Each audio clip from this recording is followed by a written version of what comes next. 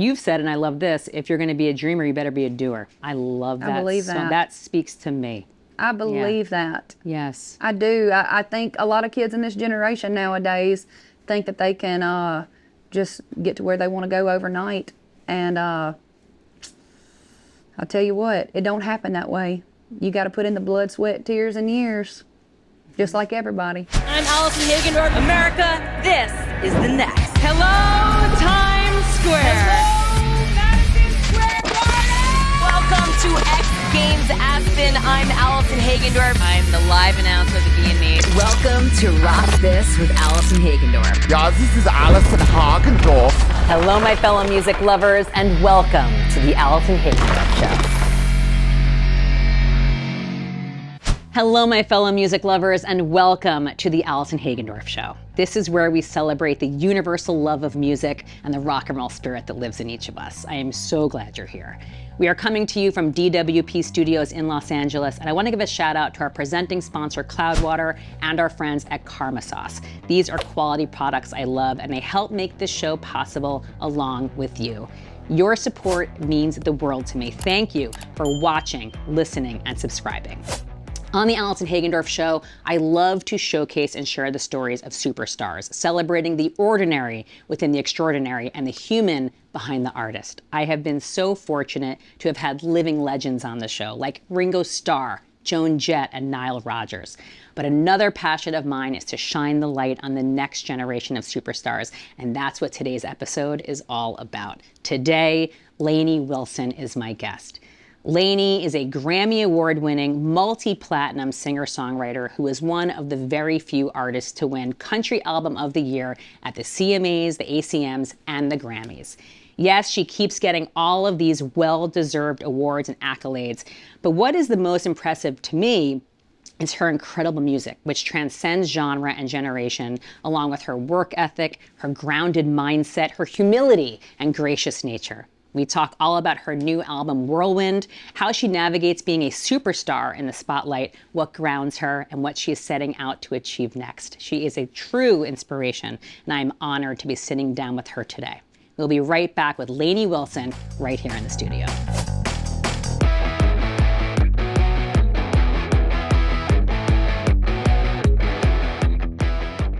One thing about me is that I work hard and play hard, and this functionally fun box from Cloudwater helps me do that. These are my people. Listen to what it says inside. The world would be a better place if fun people lived forever. Yes, I subscribe to this. I feel seen. Inside, we have organic caffeine, we have daily defense, immunity, and CBD, which I imbibe every single afternoon. I think you'll enjoy this. Go to cloudwaterbrands.com, use my code Allison30 for 30% off, and let me know what you think. Cheers. As you know, I care so much about the music community, and I wanted to share a way for artists and content creators to get your videos seen by more people. Advertising.me is one of the leading digital marketing boutique companies. They promoted over 50,000 songs, artists, and creators, and they specialize in YouTube promotions.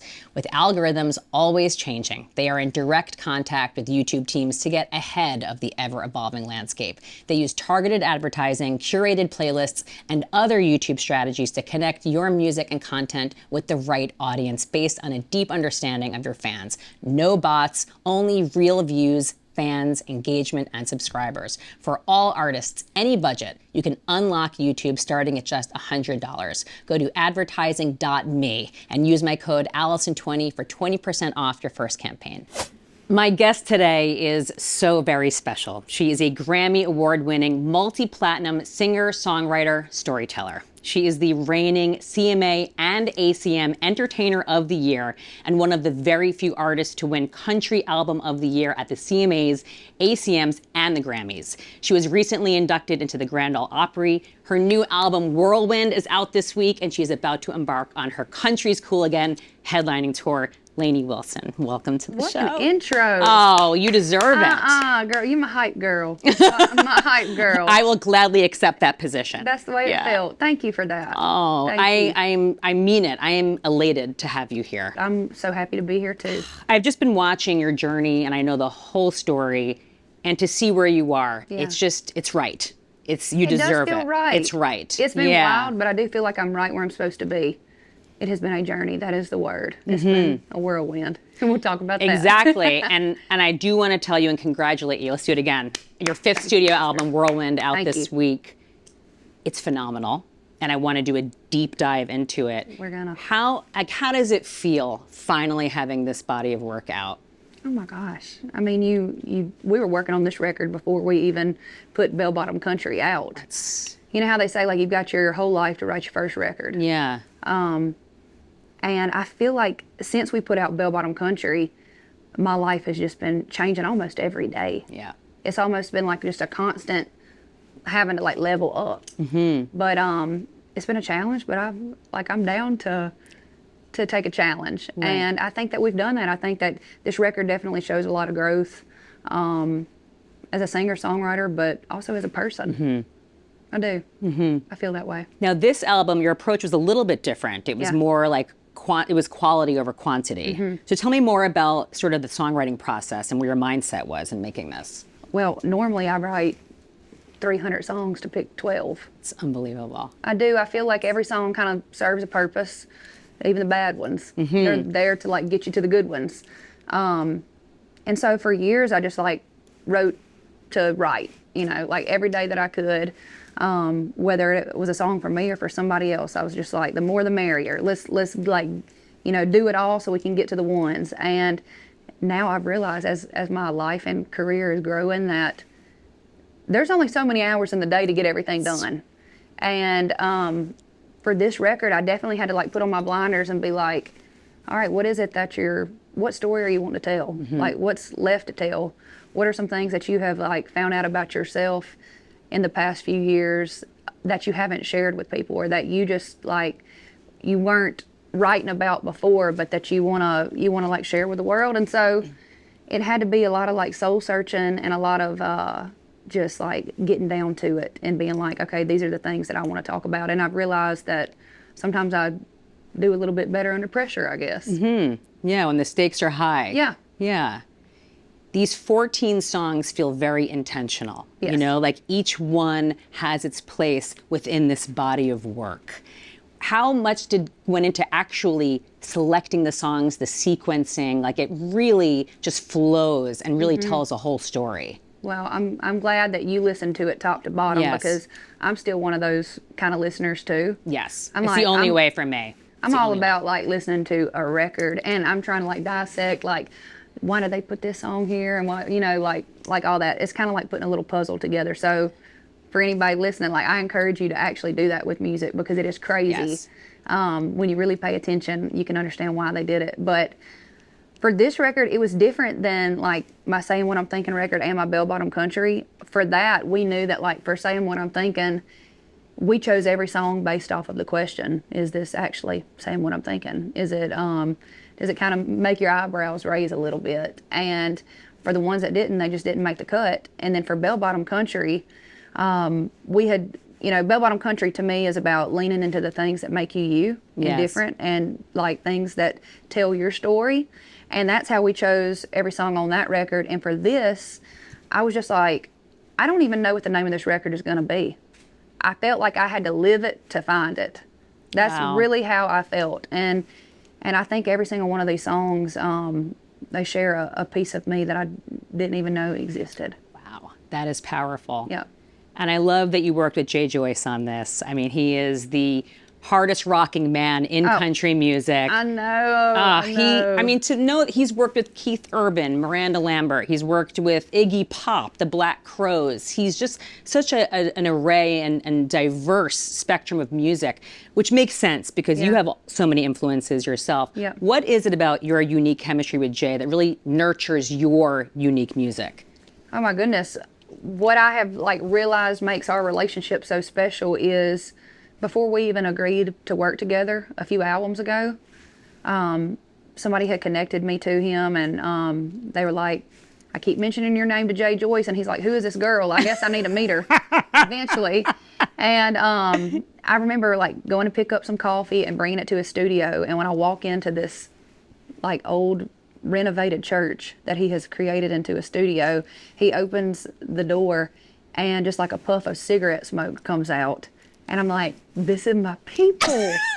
This is my people. Like, they good people. So good. But like they are themselves. Right. You know, they're not trying to hide anything from anybody. Yeah. And I had always been wanting to work with him. Like when I really started paying attention to who was creating the things that I was loving on the radio, it was Eric Church. Yeah. It was Ashley McBride and Brothers Osborne, and like those people that I felt like just kind of went against the grain a little bit. That it just sounded a little bit different than a lot of the other things sounded, and I still love all those things too. But I think what makes our relationship so special is he got to know me. Mm-hmm. I went over to his studio like 3 or 4 times before he ever even heard my music.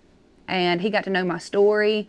He got to know my personality, and vice versa too. And when we decided to work together, I think you could kind of hear all of that. Yeah. And as our relationship continues to grow and change, we just get to know each other more. And yeah, I think it's really important to like really know your producer. Yeah.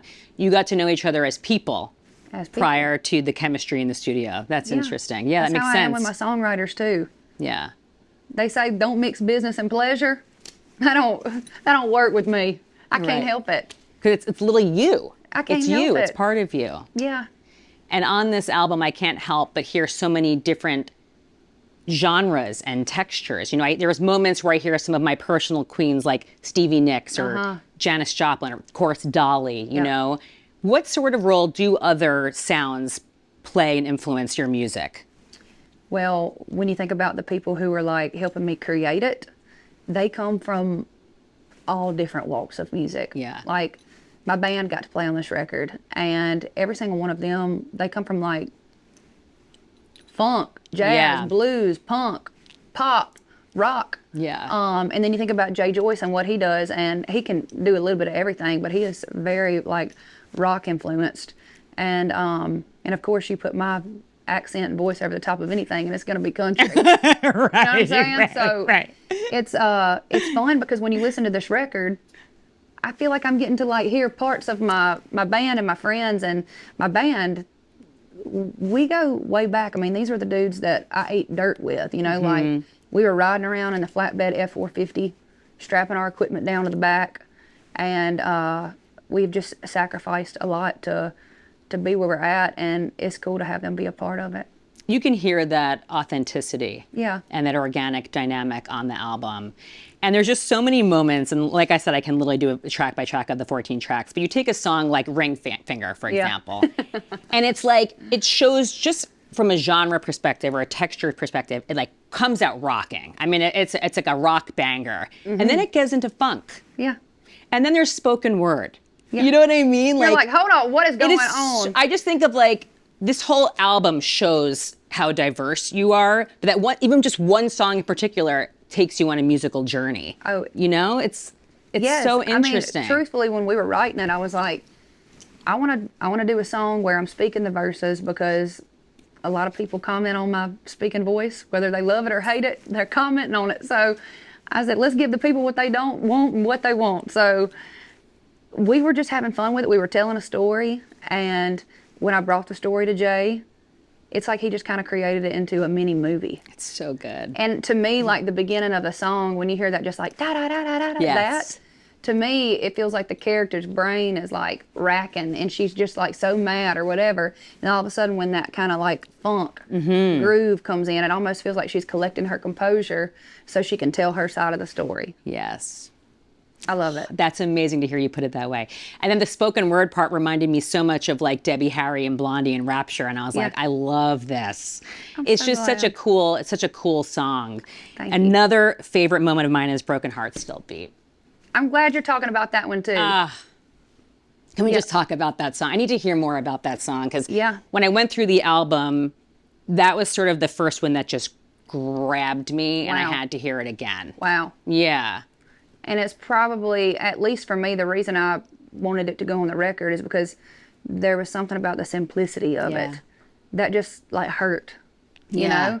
And for me, like, I've gotten to meet so many different types of people in the past year, or the past 2 years. And I can't even imagine, from all different walks of life. I mean, this year we've already played Australia, UK, Europe, and we're on a tour of our own right now. But what I've realized is like we all put our pants on the same way, one leg at a time. We all go through things, and we all have like that thing inside of us that you might get hurt or whatever, but my fans that I have met along the way, they're the type of people to want to push through. Yes. And like find triumph in it. And I cannot help but like any love song I write or heartbreak song that I write or any like sad song, I guess you could say, like I want there to be like a little sprinkle of triumph because I want to remind the people listening to my music that there is light at the end of the tunnel. Because again, going back to the people I've met, they share stories with me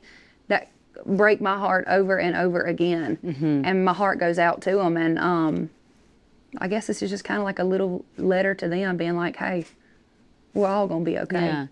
Resilience is a theme. Resilience is a theme of yours, and when I think of you and your music, it's resilience. There's always some optimism in it. Yep. You talk about and you're candid about having a broken heart. Yes. But it's like what came of it. Yep. You know, it's what you learned from it. That's right. Yeah. And you might not feel it in that moment, but my goodness, and even when it comes to like writing love songs, I'm so weird when it comes to writing songs because I can't write like a sad song and end it on a sad note. Even when you listen to Whiskey Colored Crayon. I was just about to say, that song, I can't listen to it without crying. That song is a beautiful song sonically. It's a gorgeous song. And the subject matter, it's heavy, but like you said, it ends on such a positive, it has a resolution. It does. It's real life. It happens behind closed doors a lot more than people would like to admit or talk about. But it's very therapeutic for me to be able to like step into the shoes of this little kindergarten kid. I have chills. Or of the teacher. And I feel like I learn a lot about myself and other people just through being able to write music. So I don't know what I'd do without it. I don't. It's a beautiful way to close the album. Yeah. Yeah, it's a beautiful closer. Yeah, and too, when I think about like why I fell in love with country music, it is about the storytelling aspect of it.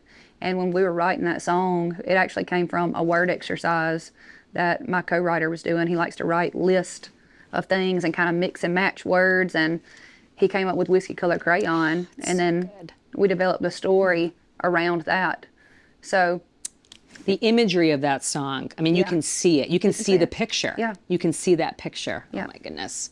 Yeah. Whirlwind is another favorite of mine. It's just such a great song. Man, I hope people like this record as much as you do. Whirlwind is so special. I mean, that's like a new anthemic song for me. I mean. Yeah, I know. I felt that too. And actually, when we were writing it, we just wrote it with an acoustic guitar, but I still felt like this could just open up. It could be like something a little bit crossover, which is kind of funny hearing crossover come out of my mouth with an accent like this. You're like, hold up, what, crossover? But what Jay did with it, he just like, it's so good.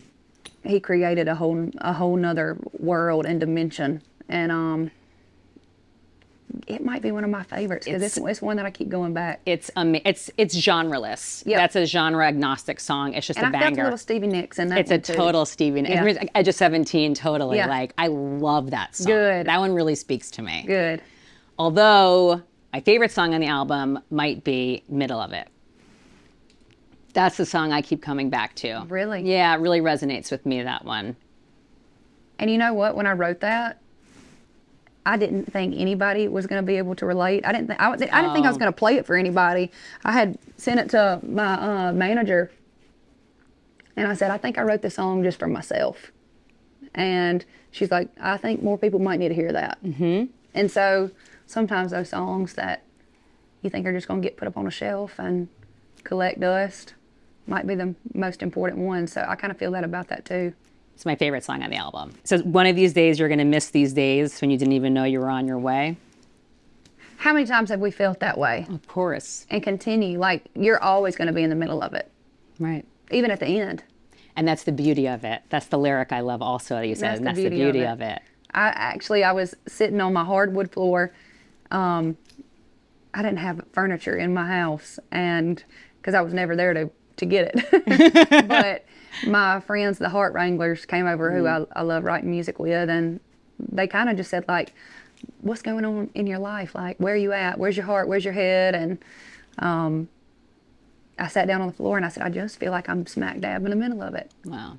Like, it's hard for me to, like, zoom out and see where I started and actually where I'm going to end up. Like, I just don't know. Mm-hmm. And a lot of feelings come with that, but sometimes you just got to just ride it out. Yeah.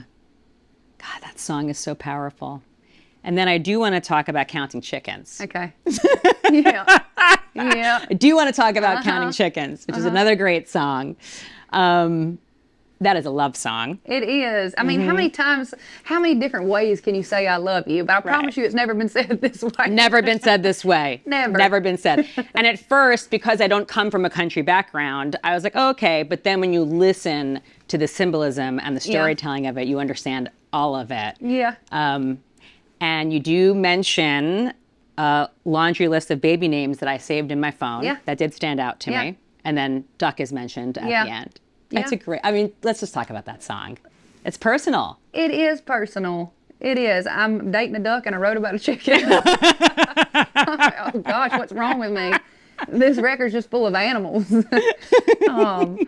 No, like I said, everyday songwriters sit down and try to figure out, like, how can I say I love you in 3 minutes? That's never been said before. And actually, my co-writer brought this idea in and she said, counting chickens. And I thought, no, that sounds corny. Like, we are not, we're not going there.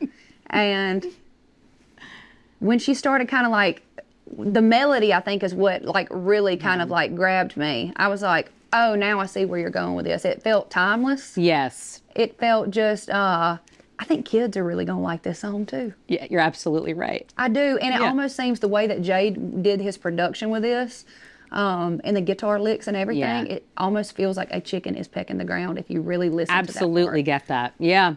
You just, And you do count at the end. You do I count. do count.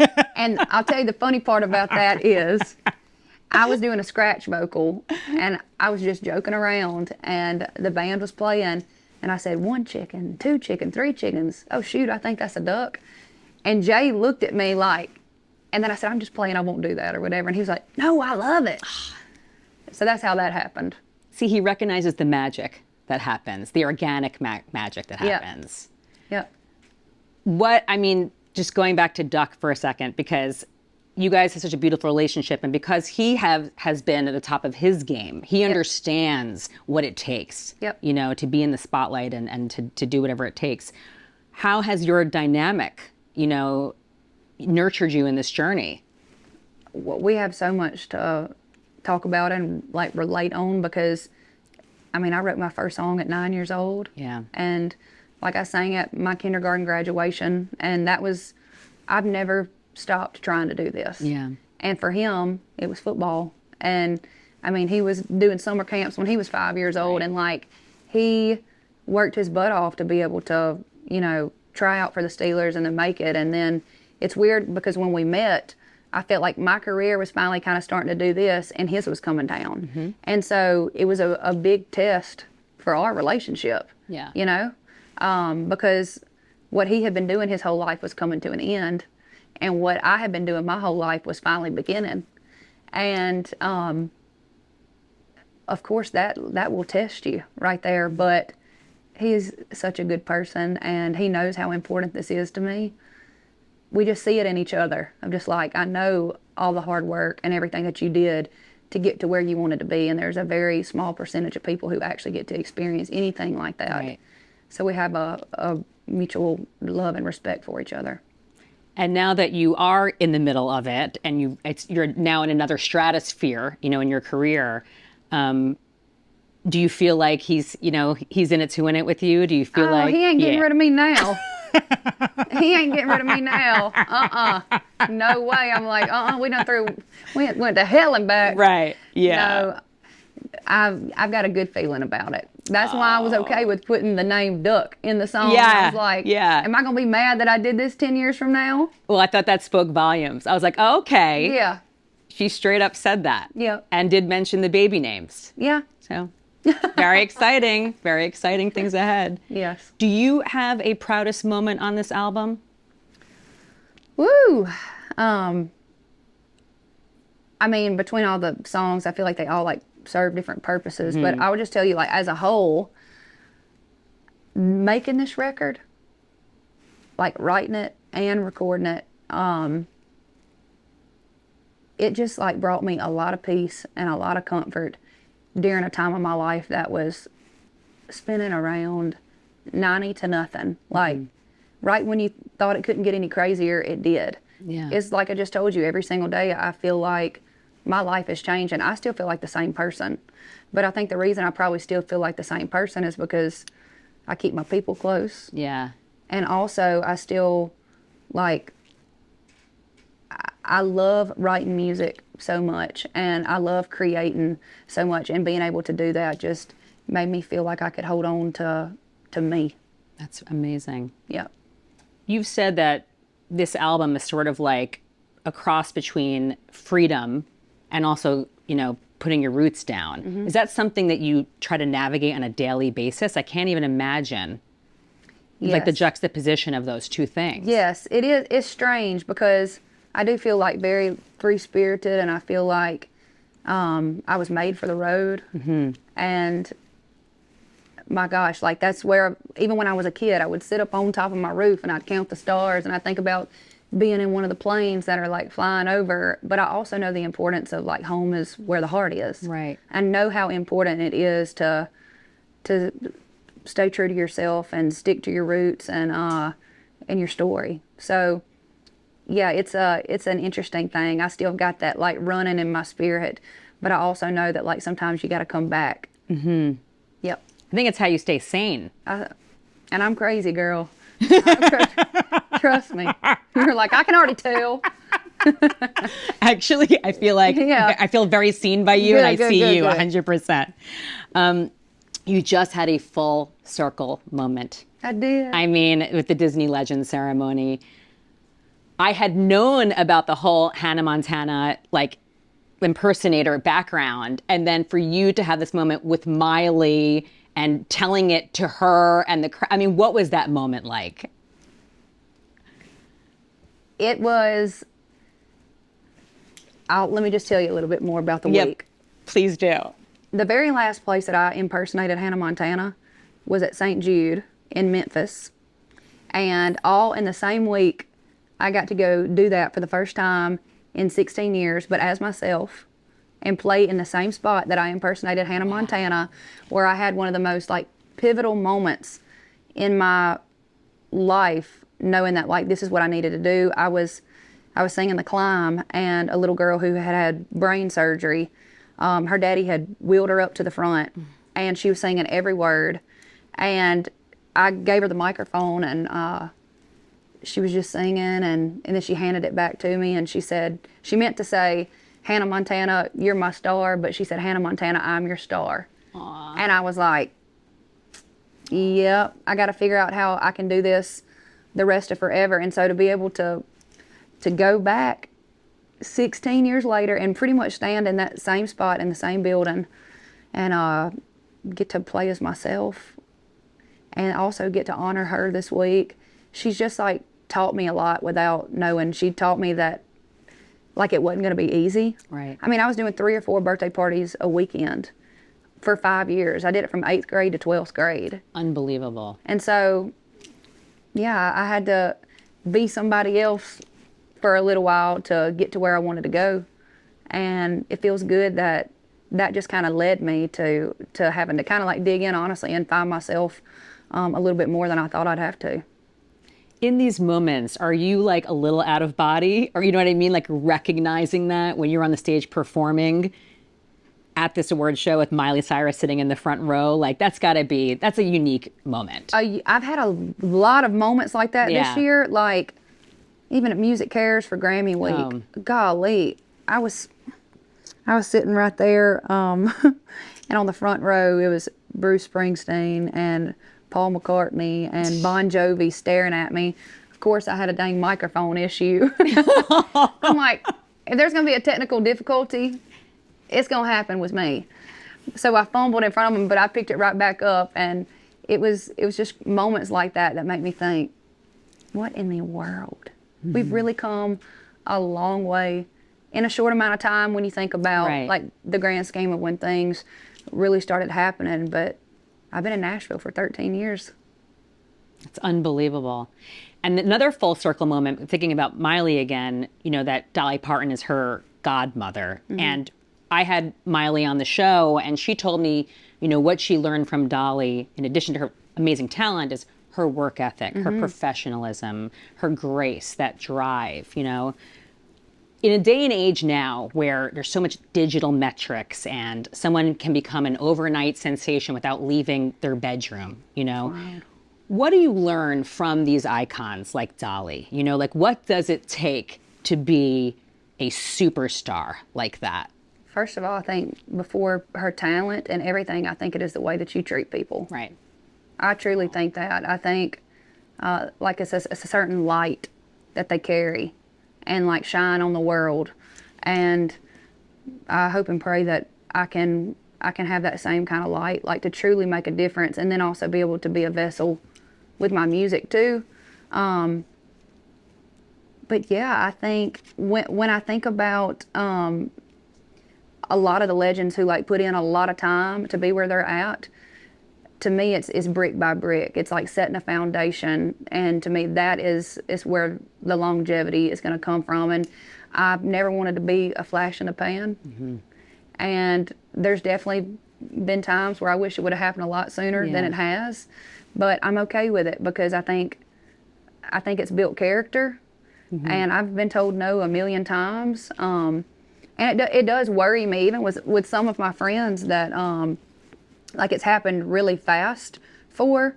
I feel like I would not be okay right now. I'd be like not okay if I had not had those 10 years of absolutely nothing happening for me, like to prepare me for these 3 years. So it's everybody's journey is different, but I definitely know it would not have been good if it would have happened when I wanted it to. Right.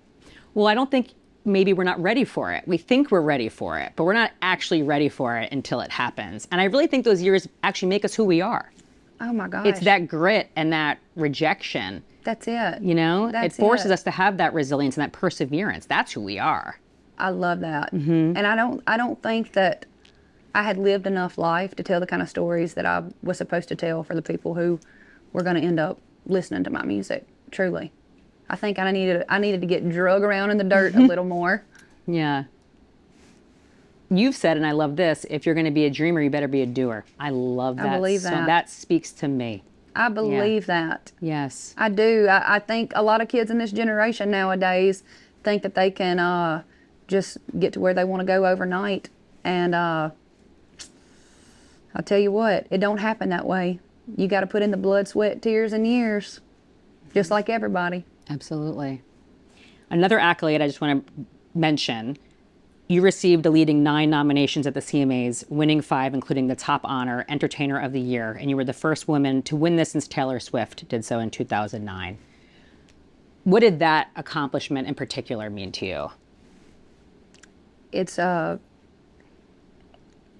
gift that like I'm just like, wow, this community of people believe in me and love me, and they think that I have represented country music in a way that like feels good to them. And that of course is just makes you over the moon. I don't know how in the world a female had not won it for that long, right? Because there are a lot of women who have like been before me and stuff that should have taken it home many a times, and that's a damn shame. But the only reason I was given that opportunity is because of what they have done, and I know that. So it's for them as well. 100%. We've talked about your perseverance, and throughout your life, you had to put pressure on yourself to get to the next level. Now that you're at this level, is there a different pressure that you're putting on yourself? Do you feel a new pressure that's put on you because you're in the spotlight that you haven't had before? Yeah, I feel like when Bellbottom Country came out, I guess I didn't realize some of the emotions and feelings that would come along with kind of being on TikTok and seeing yourself and being like, oh Lord, so-and-so thinks that about me. And, you know, I'm human, and so it's been a constant adjustment, and I've definitely learned my lesson about staying up out the comments. Oh, yes. Because I be trying to fight people, you know. I mean, because I think that words are powerful. Mm-hmm. That's why I'm a songwriter. Right. And yeah, I've learned that there are things that come along with this that don't feel good, but it's not going to stop me from sharing my gift with the world. You might not like my gift, but I got one. Yes, you do. I also want to say that you are in amazing shape. You are a beautiful individual, and you have to be in great shape to do the live performance and the touring that you do. I mean, you are an athlete. You know, it's amazing. What do you do to stay in shape? Literally my shows. Your show. I was going to say it's probably just your show. Do you do anything outside of that? I do. There's this company called 4x4 Fitness, which is random because of 4x4 by you. Yeah. But when I'm home in Nashville, it's a mobile, gym, and he'll come to my house and he'll whoop my butt, and then I'll go throw up in the bushes and come back and then do it again. But it's awesome. But I will tell you, my hour-and-a-half show, I am running all around the stage, and that will keep you in shape. Absolutely. Yeah. Oh my God. Well, I'd love to work out with you at some point. You just need to come shadow me on the stage. Exactly. I'll be there. I'm like, whatever. I need to get some workout tips from you. Look at you. Oh, thank you. Like, for real. It's push-ups. Push-ups. Is it push-ups? Push-ups, You're going to have to teach me how to do a decent push-up. Oh, I will do that. The only push-up I know is about those Flintstone push-ups, the ice cream. I'm like... Those are great, too. Yeah. I will 100% show you a perfect one today. Okay. Let's also talk about your impeccable style. You are a rock star. You're a superstar. You're a rock star. And what I also love about your style is that a lot of women often are hypersexualized, and with you, you're mostly covered. And to me, you embody empowerment and strength because you just lean in on your style and your essence and your vibe, and that I look at you and I'm like, this is empowerment. Thank you. Is this like a conscious choice for you as an artist and also a woman? Well, I'll tell you, about the third year of being in Nashville, I realized that being a decent singer-songwriter as a female in the business is not enough. Mm-hmm. And I can't put on a ball cap and skinny jeans and get away with it, So I had to figure out what is something that is still true to me. And I thought back to when I got my first pair of bell-bottoms when I was 9 years old, and I thought about the way that they made me feel. And so I really started leaning into that. And then the crazy thing about the hat is, I grew up wearing cowboy hats because me and my sister, we rodeoed. And my daddy is still the president of the rodeo club back at home. Oh my God. Long story short, I had not wore a hat in years, and I went over to London, and I met this guy over there on a train, and he told me that he was going to start making hats, and he was a drummer. And long story short, he ends up coming to Nashville for a trip, and we were like, well, we're actually going back over to London to play a show. Would y'all like to come rehearse here, and then y'all just play with us over in London? And while he was in Nashville, he measured my head and made me my first flat brim hat. Wow. Yeah. And history was made in that moment. And history is made in that moment, and now he's living in Nashville and drumming, and it's wild how all that kind of came together. But yeah, for me, I feel like I get to express myself through music every day, but I also get to express myself this way. I actually have my hat, but You better put it on. I just got to put it on, but I want it. It looks so good. Thank you. I love wearing a hat, but this is your thing, so I didn't want to you better. Lainey Wilson is here. You I feel better like wear I can't it. wear the hat, but you better wear it. I'm gonna be mad. Maybe if you I'll keep it on for the remainder of the episode. Yes. But I really love your style. Every detail of it. It just feels like it's so you, and you're aggressive about it, and that's so badass to me. I'll take that. Yeah. Thank you. It in the beginning, I think it shocked some people. But that's that. You see, you're so rock and roll to me. Like rock and roll to me is just being unapologetically you, authentically you. It's just so organic and leaning into it with all of your might. Constantly doing it. Yes, over and over again. And over and over and over and over again. Because what do they say? I can't remember the exact number, but it takes like a certain amount of like impressions for people to like for it to really click. Yeah. You know? It makes sense. You are clicking. You are doing it. Like I look at you and I get filled with so much hope and excitement. I love what you're putting out in the universe. It's just so exciting. Thank you. You have now achieved so many milestones that you set out to do. So has the vision changed? Like what are you looking to achieve now? That's where it gets fun. Mm-hmm. Because we literally talk about all the opportunities daily, and it's opportunities that I like just kind of found their way to me. I wasn't expecting to be acting and doing all these things, but I realized I just like being creative. So whatever that means, I'd love to do some voiceover work. Yeah. I'm like, if you need a redneck cartoon, I got you. Like, I got you. You know, sign me up. You need a redneck superhero, I got you. All right. I'm going to show you the push-ups, and you got to teach me how to speak like this. Okay. It's amazing. What do you hope that fans and new fans feel when they not only learn about your music, but they learn about you?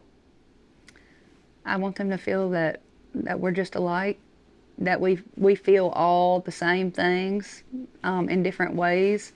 I want them to feel like I'm their friend, because I'm not playing. Like, I said this to somebody the other day, but they said, tell me about your fan base. My fan base, they are good people. Mm-hmm. Like, really good people. Some of the, like, it's hard for me to explain, but I said the best way for me to describe it is my fans are not the ones commenting hateful shit on people's Instagrams. Right. Like, they're too busy for that. They're too busy raising their kids or doing good in the world. Right. So I'm very proud of my fan base. I love that.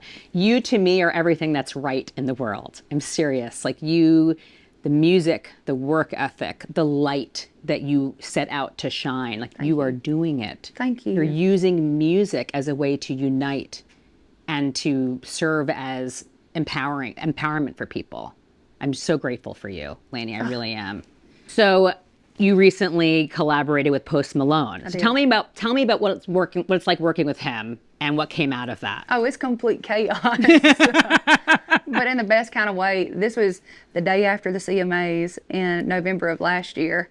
And this is the very first time that I had written like all through the night. They're like night writers. Okay. So I was over there probably 12 hours. And once I got there, they were playing music that like him and Luke Combs and Morgan and they had all written, and I was just listening to what they were working on, and there was this one song, and I kind of like started singing the harmony in the background, and I was like, this song, like, I'm so excited that he's a part of country music. Yeah. And two, like, he knows his country music history. He's like a true like fan of country music, and I feel like what he's bringing to it is like from a more of like a pop perspective, where it's like it's okay to be a little softer with things, you know, meaning like a little more just kind of like laying your heart out on the line.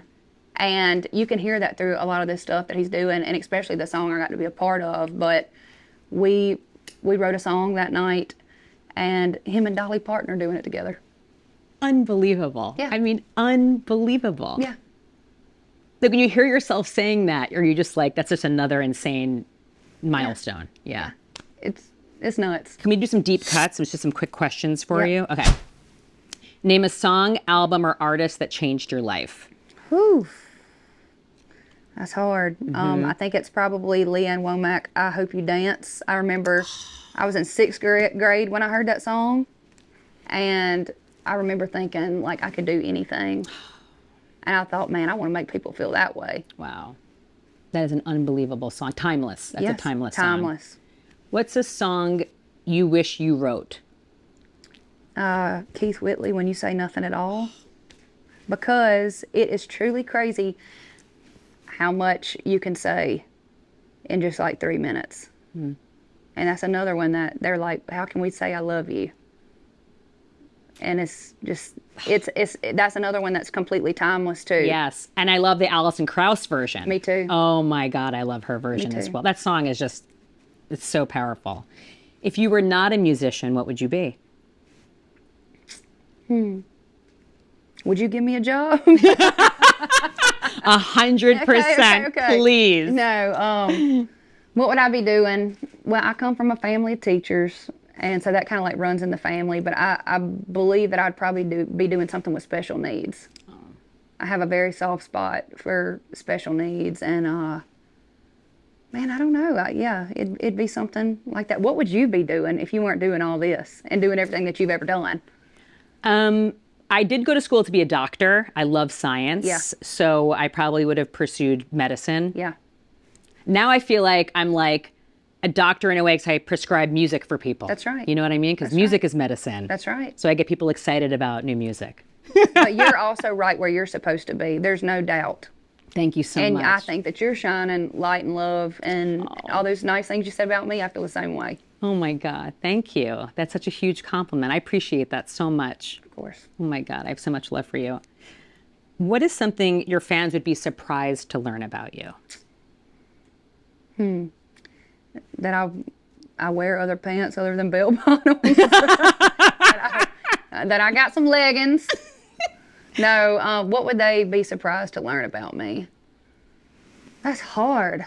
That I actually like, I feel like here and there you get to see like my goofy personality, but I don't know if they know how goofy I can be. Oh, I love that. Like I get goofy. That's fantastic. Yeah. So they'll see it at some point. Okay. Duck knows all about this, I'm Oh sure. yeah, he's like, he don't think I'm funny. He's like, you think you're funny, but you ain't funny.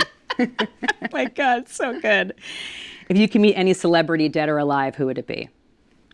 I would love to meet. I think Loretta Lynn and I would have been friends. I'd love to meet Stevie Nicks. I would have loved to have met Janis Joplin. My goodness, it's crazy because a lot of the ones that were on my list, I've actually gotten the opportunity to meet. Wow. Like Dolly Parton and the Rolling Stones and folks like that. So You and Stevie Nicks need to get together. I think I'm so, putting too. this out Yeah. there. Okay? Holler at me, Stevie. Yeah, Stevie Nicks, Lainey Wilson. Yes. This needs to happen. I agree. Thank you. What is the greatest risk you've ever taken? Moving to Nashville. And living in a camper for 3 years. Yep, it was a huge risk, but it didn't even feel like a risk at the time. It just kind of felt like, well, there's no plan B. Yeah. So, and I did not plan on having a plan B. Right. I had to find my place in the industry. I didn't know what it was going to look like, but I knew that I wasn't going home. Right. When you were in that camper, and I'm sure there were low points, you know, what kept you going? Because I'm sure sometimes self-doubt has to creep in. Yeah. So what kept you focused? It was like the confidence that my mom and daddy had in me. They knew too at an early age, like when I was 9, when they took me to Nashville for the first time, I told them, I said, this is home. And so I think they just had like a weird gut feeling about it and try to listen to that spirit. And I think that too, just that faith, like knowing that I really just had to trust that, okay, if I truly feel in my heart that this is what I'm supposed to do, I think I got to listen to it. Yeah. The Lord put it on my heart for a reason. And so what? Say that like you were wrong about it. At least you tried it. And I don't know how to do anything else. It makes perfect sense. I feel that way about why I'm here and I didn't pursue medicine. I That's felt like right. I was here to celebrate music and the humans behind the artistry and sharing your stories. And I love watching how excited you get about it because that fires me up. Oh, That fires me up. Just listening like to your other things too. It's like you really care about the music. That's refreshing. thank you. I really You're not like, do. what's your favorite color? You know what it is? Because like I have a musician's heart, but I know how powerful music is. I know that it saves lives. It connects people. It's a celebration of life. So I feel like by being, an ambassador for that and being like, it's almost like a music missionary. That's it. It makes the world better to celebrate life and to celebrate your stories. That makes me want to cry. Aww. Because I do. I think about a life where there was no music. No. I mean, it's just, it's like the heartbeat of everything. Of everything. It is. What is a fear or insecurity you'd like to get over? For a while, it was, I feel like it kind of changes. For a while, it was fear of failure. Because I do have like certain expectations for myself. But Melissa Etheridge shared something with me, also at Music Cares, that's really like helped me. For some reason, she felt it in her heart to like come over and just like straight up give me this advice. And she didn't even, like, I didn't even get to say much. She was just like, well, here you go. And it's really cool to see how people like feel comfortable sharing that wisdom with me. Like I don't take that lightly. She came over and she said, let me tell you about the 85% rule. And I was like, okay. She said, for years, she would get out there on that stage and she would just felt like she needed to bleed out on stage. Like just like giving it 190%. And you're setting yourself up to be disappointed in yourself. But if you leave a little bit of room for mistakes, because there's sometimes really cool things that come from messing up. The 85% rule, it's like everybody else still thinks that you are like kicking butt, but you're not setting yourself up to feel like defeated when you walk off that stage. And she said, remember, like when you get up on that stage, instead of trying to like win everybody over, wait for them to catch up. Oh, wow, that's powerful. I was typing that in my phone. I said, Melissa Etheridge, I love you. God bless you. That's amazing advice. Also, it's not sustainable to give everything you have, like all of the time. At some point, it's like you have to protect and preserve yourself as a human. You do. You have to. That's hard to do for me too. I don't know why. Is that hard for you to do? It is. sometimes? It is really hard. I am like I give everything 110%. It's really hard for me, but I'm learning. I feel like I'm learning how to do it a little bit better. It's actually an art. It is. It's like a little bit of an art. It is. And as you get older, I feel like you get better at it. I feel that. I feel that. Like eventually your give a damn just gets busted. You know what I'm saying? Yes, yes. Yep. Do you have words you live by? Oh my gosh. I feel like I have so many words that I live by. My motto is WWDD, which is what would Dolly do? Which is perfect for my vest. I have to just, Yeah, I can know. you guys see Y'all- this? Yeah. Y'all see that? Can you all see this? Okay. It's so awesome. Okay. Like, Thank you. Because I'm with you with the Dolly thing. I mean, I really do like when there's things that I'm scared to do or opportunities, I'm like, well, what would she do? I really do ask myself that. Or how would she handle this? Or like if, like a couple years ago, my big old butt went viral on TikTok, you know? And I'm like, how would she deal with this? She'd laugh it off and be Right. like, not trying to show my ass, but, you know, I don't know.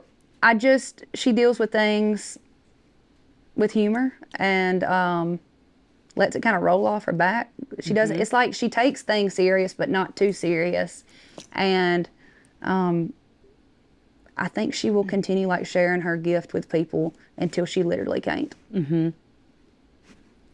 she is a gift to all of us. She is. And honestly, Lainey, you are too. You really are. I really feel like she's passed the torch to you. I really feel like you are doing this for a whole new generation. You transcend genre. Because I don't come from country, and I subscribe to you. Thank you. I think you are a trailblazer. I think you are a superstar. But most importantly, you are a light. Thank you for are that. a light. And that is what resonates with me the most. I'm so grateful for you. Seriously, thank you.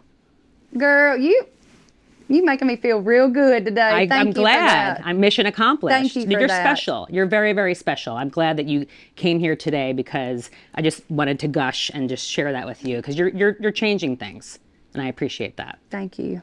I think that's what it's all about. I just appreciate you letting me come up here and run my mouth. Oh my God, I love it. Lainey, thank you so much. We'll be right back.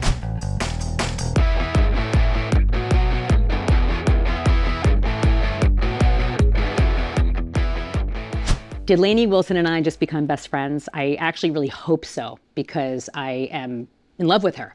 I think she is such an inspiration. She's such a true talent, but most importantly, she's just a beautiful being. And her light is so apparent, and I think it is literally making this world a better place. Thank you so much for being part of the Allison Hagendorf Show presented by Cloudwater. A huge thank you to our other partners as well, Danny Wimmer Presents and Karma Sauce. Thank you Tribute Project for making my one-of-a-kind Dolly vest, Rudis Denim for my awesome bell-bottoms, Arctic Zone for our guest gift bags, and most importantly, thank you. If you enjoyed today's episode, I'd be honored if you subscribe to the channel, and I would love to hear from you. So please like, comment, rate, review, whatever you're feeling, and reach out to me on socials at Allie Hagendorf. Let's connect. Let me know who I should interview next and what made you smile today. Thanks again. I'll see you next time, and remember, you're a rock star.